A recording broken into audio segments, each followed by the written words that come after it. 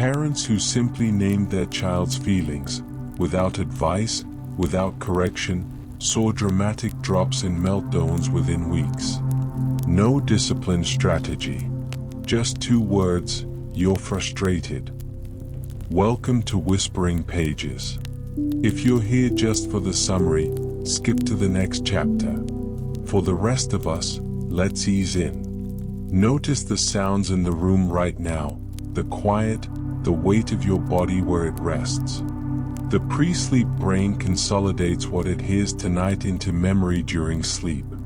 Tonight, How to Talk So Kids Will Listen and Listen So Kids Will Talk, by Adele, Faber and Elaine Mazlish, a book that has quietly changed the way millions of families speak to each other. So let's begin. Get comfortable. Close your eyes if you'd like. And let's whisper through this one together. There's a moment almost every parent knows. The moment you hear your own voice, raised, exasperated, saying something you swore you'd never say, and you recognize it immediately. It's the voice of your own parents. The same words, the same tone, the same frustration beneath it.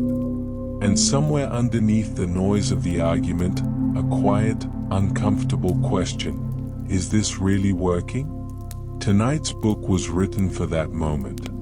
How to Talk So Kids Will Listen and Listen So Kids Will Talk was first published in 1980 by Adele, Faber and Elaine Mazlish, 2 women who had spent years studying under the psychologist Chaim Ginott and then trying, imperfectly, honestly, to apply what they learned to their own families.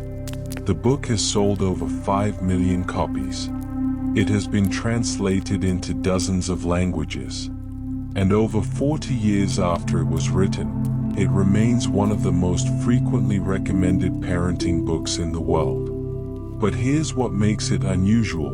It's not a book about children. Not really. It's a book about communication. About what happens in the space between 2 people when one of them feels unheard, and how quickly everything can change when that changes.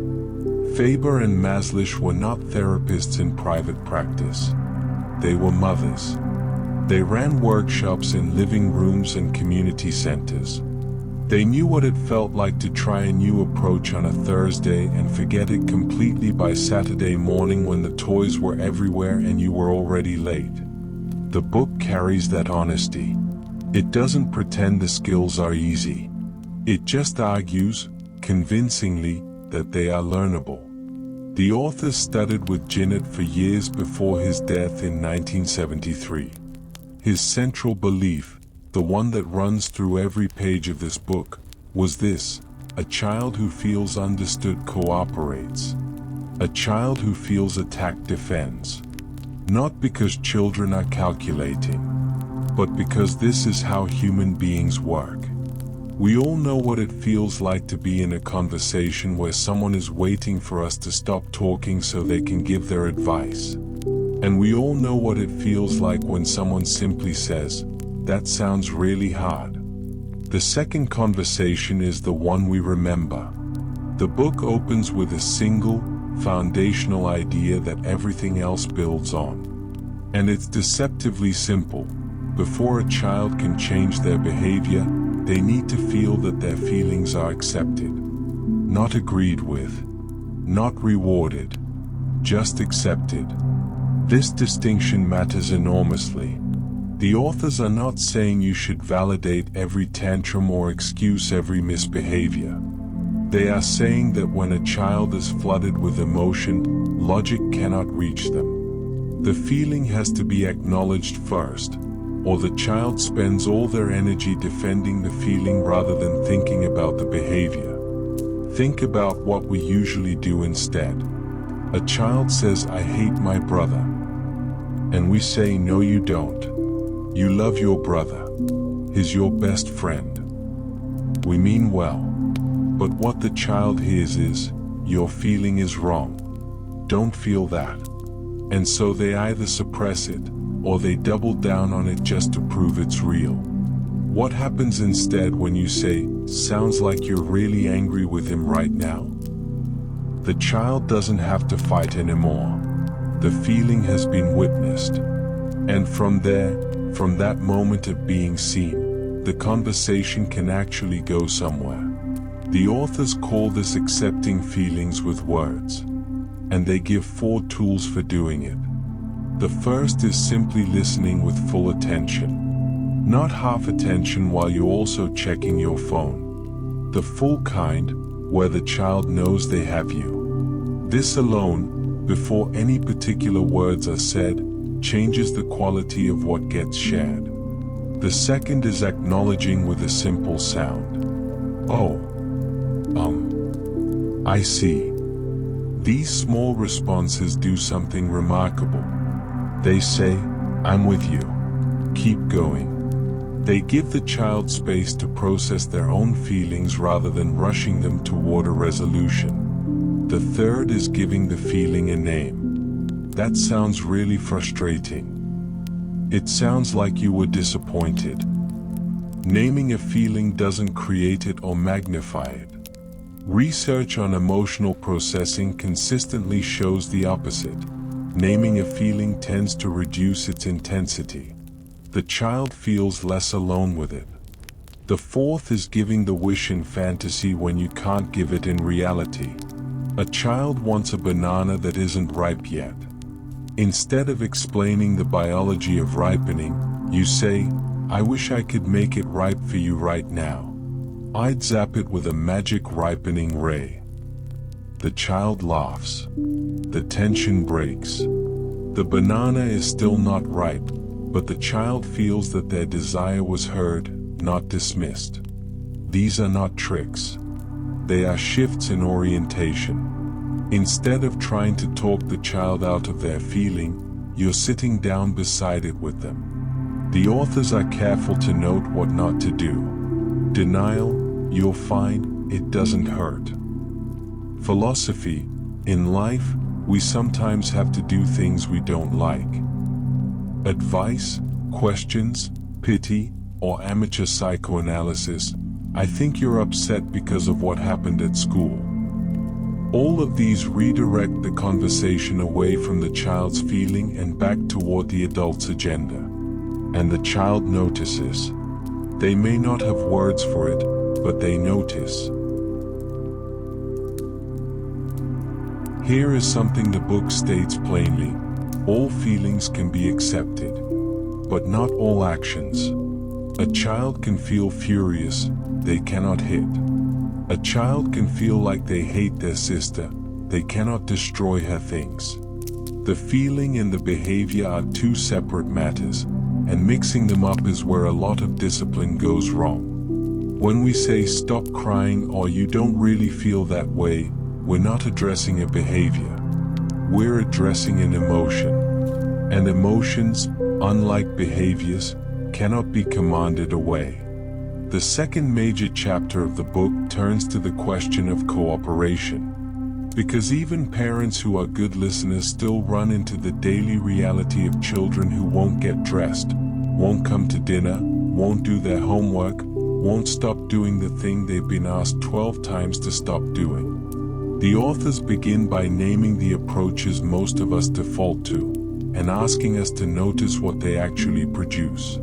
Blaming, calling names, threatening, commanding, lecturing, martyrdom, comparisons to siblings or other children, sarcasm, dire predictions about the future. We use these because they sometimes work in the short term. But the authors point out what they cost: resentment, resistance, and a slow erosion of the child's self-image. A child who hears enough times that they're irresponsible begins to believe it. Not always consciously, but the label takes root. And then they act accordingly, because that's who they've been told they are. In place of these patterns, the book offers 5 approaches that invite cooperation rather than demanding it. The first is to describe what you see, not who the child is. There's a wet towel on the bed instead of you always leave your towel on the floor. How many times do I have to ask? One describes a situation. The other attacks a character. The child hearing the first can respond to the situation. The child hearing the second has to defend themselves first. The second is to give information rather than judgments. Milk left out of the fridge goes sour does more than you left the milk out again. That's so irresponsible. Information is neutral. It gives the child something to work with. A judgment just makes them feel bad. The third is to say it with a word. The towel, said calmly, without an essay attached, often works better than an elaborate explanation. Children stop listening when they sense a lecture coming. A single word, pointing at the thing that needs to happen, cuts through in a way that 3 paragraphs don't.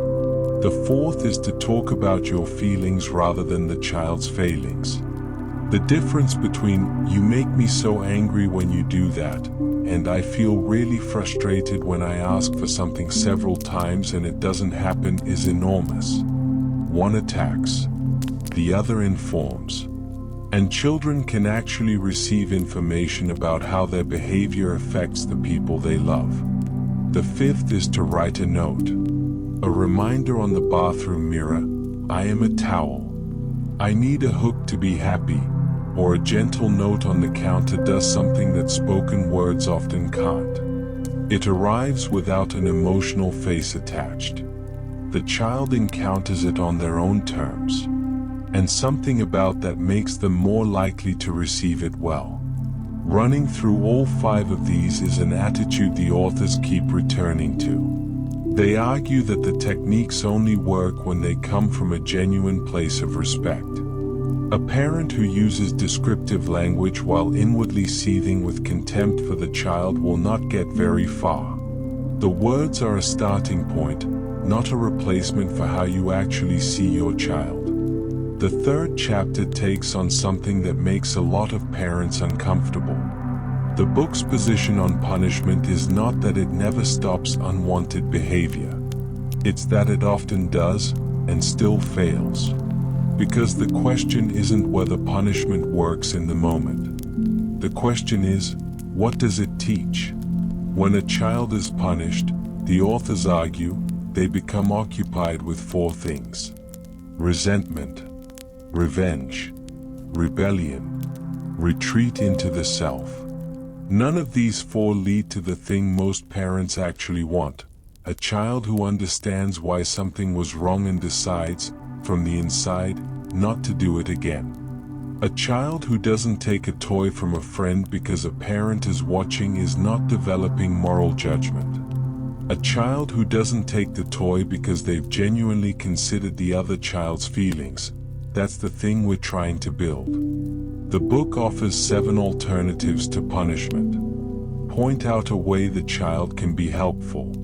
Express strong disapproval without attacking their character. State your expectations clearly. Show the child how to make amends. Offer a choice.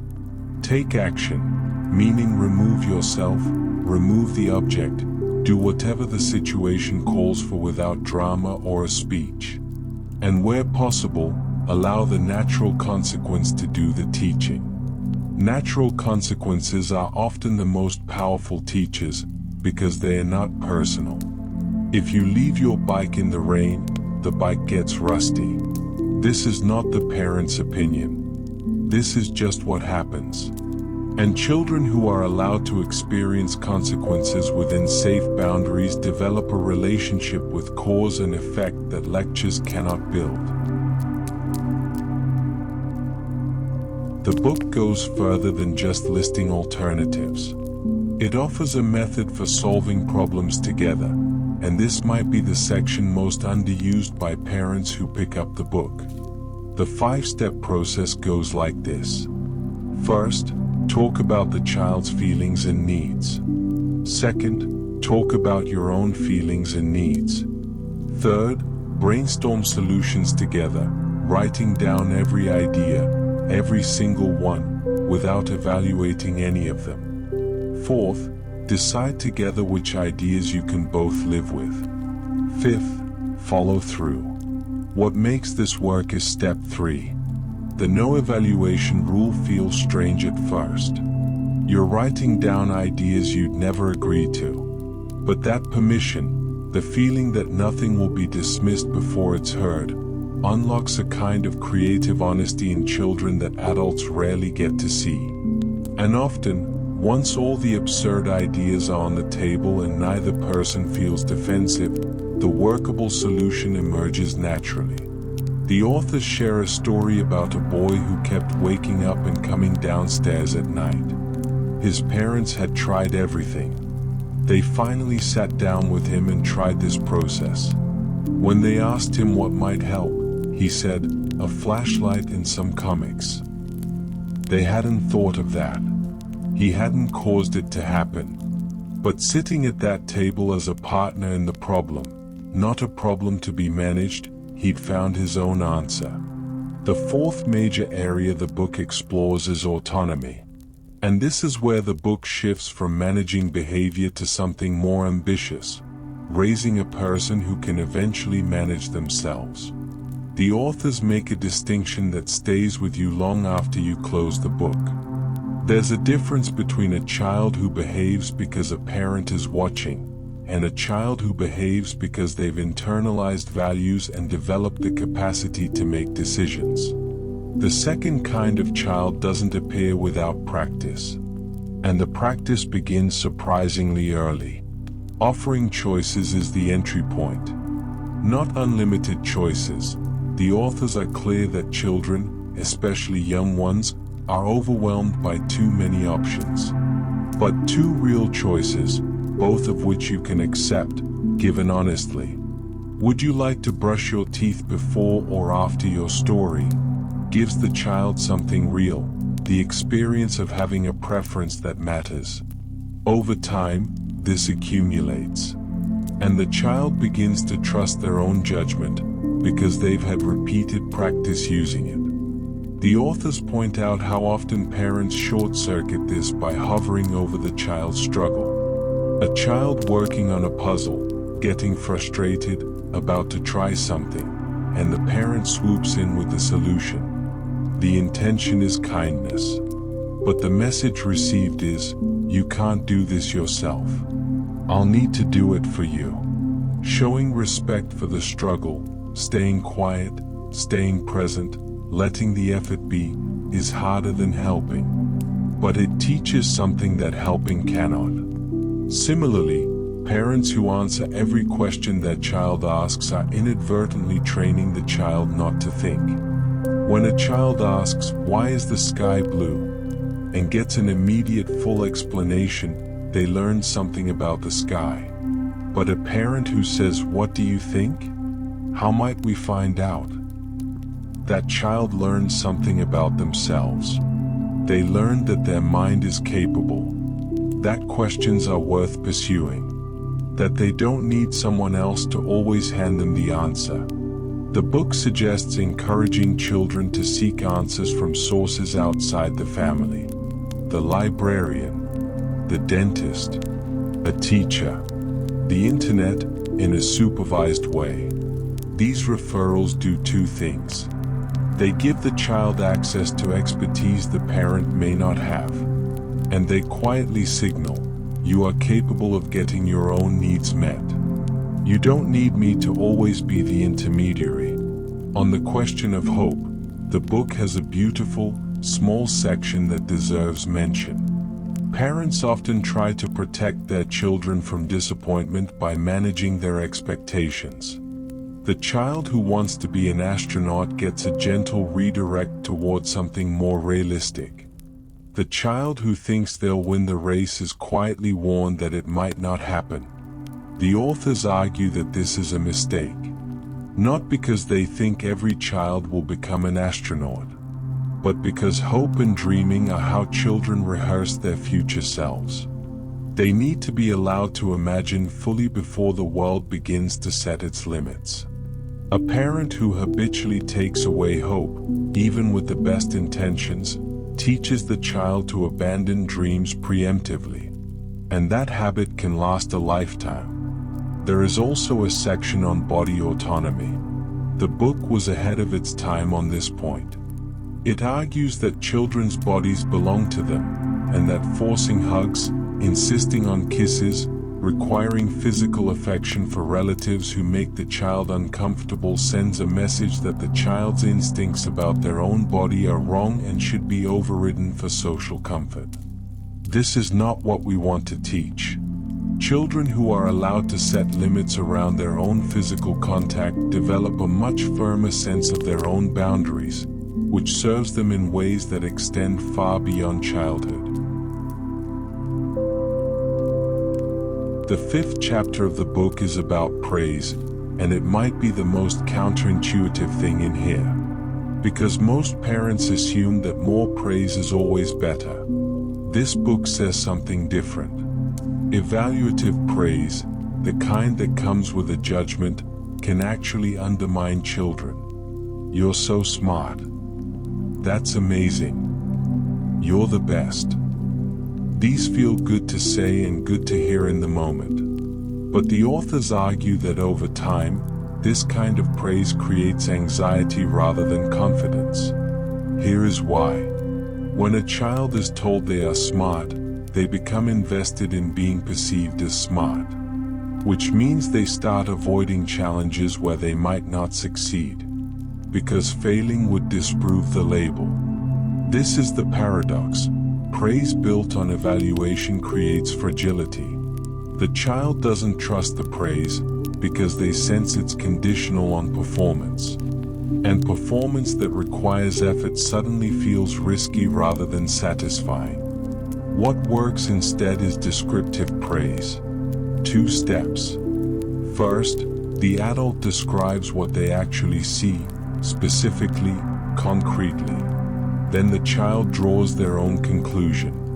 Not "what a beautiful drawing," but "I can see you used so many colors here, and you drew the dog with 4 legs and whiskers on his nose." And then you wait. The child looks at what they've made through a witness's eyes. And they say, or think, "I'm an artist." That conclusion, reached by the child rather than handed to them, is the kind of praise that sticks. Because it came from inside. The authors note that you can complete descriptive praise with a single word that captures the quality you're seeing. Describe the effort or achievement in full, then add one word, "that took determination." You showed real persistence. That was resourceful. The description gives the evidence. The word gives the child a way to hold it. There are cautions, too. Praise that hints at past failures doesn't work. You finally cleaned your room without being asked is not praise, it's a backhanded reminder. Praise that's wildly excessive for small things creates its own kind of pressure. And expecting that praised behavior will repeat immediately is unrealistic. The authors are gentle but honest about this. Skills need practice. Praise is encouragement, not programming. The 6th chapter turns to something that parents often don't even notice they are doing, trapping children in roles.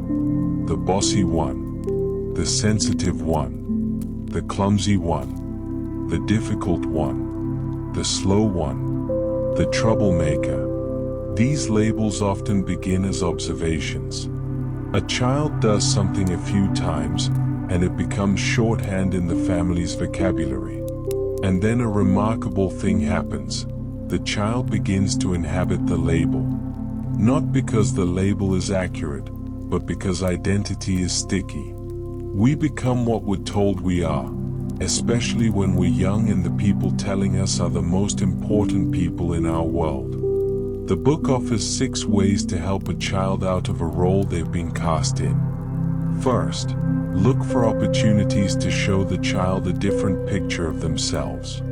When the child who is always labeled as difficult does something thoughtful, you say it directly. You noticed your brother was upset and you went to check on him. You're holding up a different mirror. Second, put them in situations where they can see themselves differently. Give the child who is labeled irresponsible a real task with real stakes. let them rise to it. Third, let the child overhear you saying something positive about them to someone else. There is something particular about overhearing. It feels like truth in a way that being told directly sometimes doesn't. The child who hears their parents say to a friend, "She worked so hard on that, she really didn't give up," carries that differently than if the parent had said it to their face. Fourth, model the behavior you want to see. If you want a child who handles frustration with patience, let them see you handle frustration with patience. Fifth, be a storehouse for special moments. I remember when you were scared of the water and then you swam across the pool that day. Memory given back to a child, particularly memory of their own courage or growth, is a form of identity. It tells them, this is who you've been. This is who you can be again. Sixth, when the child acts according to the old label, don't say "there you go again." Instead, name your feeling and state your expectation. I know you get frustrated, and I know you can find another way to handle it. You're not confirming the role. You're insisting on the more expansive version. This process is slow. The book is honest about that. Roles don't dissolve in a week. They formed over years of repetition, and they loosen over years of counter-evidence. But the loosening is possible. And it begins the moment the adult decides to stop reinforcing the story. All of this, the feelings work, the cooperation tools, the alternatives to punishment, the autonomy building, the descriptive praise, the role freeing, works together. The authors are clear that none of these are techniques to be applied in isolation. They are a way of being with a child that, practiced consistently over time, changes the atmosphere of the whole relationship. The final chapter of the book shows all of this in action through two scenes. The same mother, the same child, the same situation, once with the old patterns, once with the new ones. Side by side, the difference is striking. Not because the second scene is perfect, but because it's real. The mother in the second scene slips, adjusts, redirects. She doesn't manage the child flawlessly. She manages herself better. And that small difference in what she brings to the encounter changes the encounter entirely. Now let's sit with where this book stands in relation to others on the same shelf. The closest companion is Daniel Siegel and Tina Payne Bryson's The Whole Brain Child. That book fills a gap this one leaves open, the neuroscience behind what Faber and Mazlish observe. Why does naming a feeling reduce its intensity? Because the act of labeling shifts activity from the amygdala, the brain's alarm system, toward the prefrontal cortex, which is capable of reflection. Why do children in emotional flood genuinely cannot access logic? Because the brain's regulatory architecture shuts down higher-order processing during threat states. The Whole Brain Child gives the science that explains why these techniques work, for parents who want to understand the mechanism rather than just apply the skill. For parents dealing specifically with difficult behaviors in spirited or strong-willed children, Ross Greene's The Explosive Child goes deeper on the collaborative problem-solving piece. Faber and Mazlish introduced the joint problem-solving method beautifully. Greene built an entire clinical model around it, developed through work with children whose explosive behavior was not responsive to standard approaches. The two books together form a powerful pair. Faber and Mazlish teach you the general language. Greene teaches you to use it when the stakes are highest. Now, what are the honest limits of this book? The most significant one is that it assumes a degree of emotional regulation in the parent that is itself a skill requiring practice. When your child has just thrown dinner across the room and you have 30 minutes before you have to leave and you're running on 4 hours of sleep, the serene, descriptive voice the book models is not what comes naturally. The book acknowledges this intermittently, but it doesn't address it systematically. It teaches you what to do. It is less helpful on how to get yourself to a place where you can actually do it. Second, the book is overwhelmingly focused on the communication of individual adults with individual children. The larger structural conditions of family life, exhaustion, financial stress, marital conflict, mental health, neurodiversity in parent or child, are treated as background rather than foreground. For many families, these aren't background. They're everything. Third, the book was written in 1980 and the cultural assumptions occasionally show their age. The examples skew toward particular kinds of households, and while the core principles translate across many contexts, some readers will need to do their own translation. None of this undermines the book's central contribution. What Faber and Mazlish gave the world is a practical, humane, deeply usable framework for one of the most ordinary and important things human beings do: talk to the children in their lives. The book has lasted over 40 years not because it flatters parents, but because it works. If there's a single idea to carry into sleep tonight, let it be this one. The goal of all these skills is not obedient children. It's children who feel respected, and who, because they feel respected, begin to develop the internal resources to make better choices from the inside out. Compliance achieved through fear lasts until the fear is gone. Understanding achieved through genuine communication tends to stay. There is something in this book that applies beyond parenting, too. The skills, acknowledging feelings, describing rather than judging, inviting cooperation rather than demanding it, freeing people from the roles they've been assigned, these are ways of being with anyone. A colleague, a partner, a friend, a version of yourself who is tired and frustrated and doesn't quite know how to ask for help. What the book keeps returning to, in its quiet way, is this: people cooperate when they feel understood. People open up when they feel safe.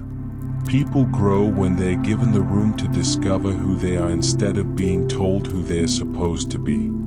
And children, who are just people at the very beginning of figuring all of this out, need that more than anything. Sleep well. Let these ideas settle in gently as your mind rests. And we'll see you at Whispering Pages for the next one.